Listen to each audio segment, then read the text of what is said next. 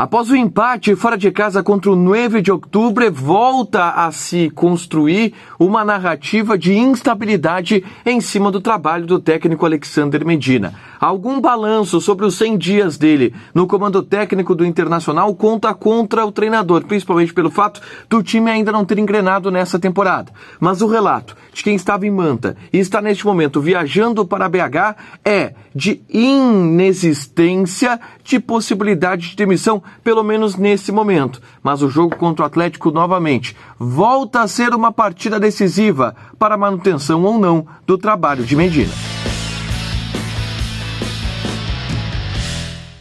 Tudo bem, gente? Obrigado pela participação aqui. Não esquece de deixar teu like, te inscrever, ativar as notificações. Bora falar do Internacional aqui no A Dupla. E eu vou voltar a falar sobre Medina e o futuro dele no cargo de treinador do Internacional e o trabalho dele com as dúvidas que possuem internamente, principalmente no âmbito externo, e a convicção ou confiança, se é que existe, dentro do Internacional, dentro de tudo aquilo que eu apurei, tá? O empate, claro, contra o 9 de outubro, ele foi um empate ruim, porque o Inter jogou muito pouco e porque, mais uma vez, depois do jogo, o Medina demonstrou um descolamento da realidade na entrevista coletiva e isso não agradou, pelo menos, a torcida e alguns outros dirigentes mais periféricos do Internacional. O fato dele dizer que o Inter fez um bom primeiro tempo, que controlou o primeiro tempo, o fato dele falar que no segundo tempo o Inter perdeu por lance, perdeu o segundo tempo, né? Deixou o 9 de outubro empatar por lances ocasionais. Isso tudo não caiu nada bem. Mas daí, para a gente poder trazer uma ideia, da gente poder especular, falar sobre uma demissão de Medina, existem alguns passos. Eu vou relatar aqui como que está o ambiente interno do Medina nesse momento, após o empate lá no Equador. Existe no Inter ainda uma confiança no trabalho de dia a dia do Medina. Os dirigentes do Internacional enxergam no trabalho de dia a dia do Medina algo positivo e algo em que eles se agarram e confiam.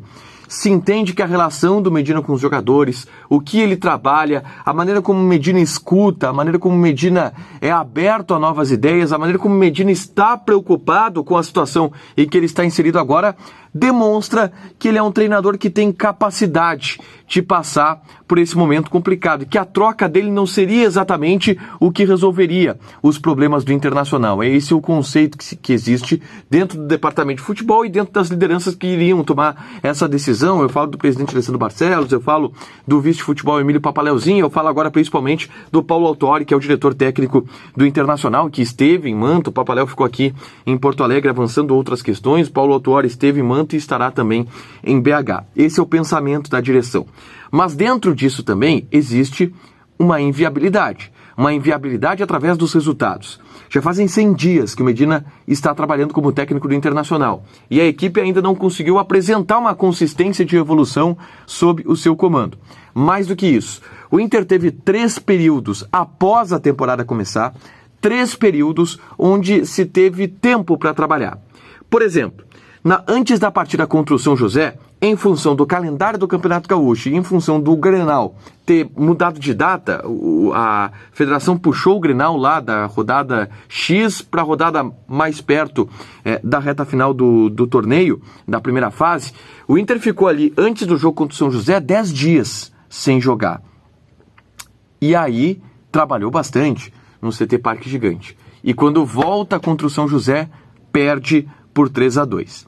Depois teve o hiato do Clássico Grenal. Vocês lembram que o Inter joga contra o São José, aí viria o Clássico Grenal na sequência, só que o Clássico Grenal ele não acontece, em função da pedrada no Vilha Sante, naquele Grenal que não aconteceu. O Grenal é adiado para a semana subsequente.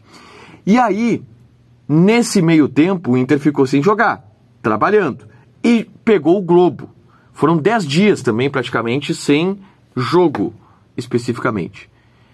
E o Inter jogou contra o Globo e foi eliminado. E agora foi a terceira vez. O Inter teve uma intertemporada, com a eliminação no Campeonato Gaúcho, com a eliminação na Copa do Brasil.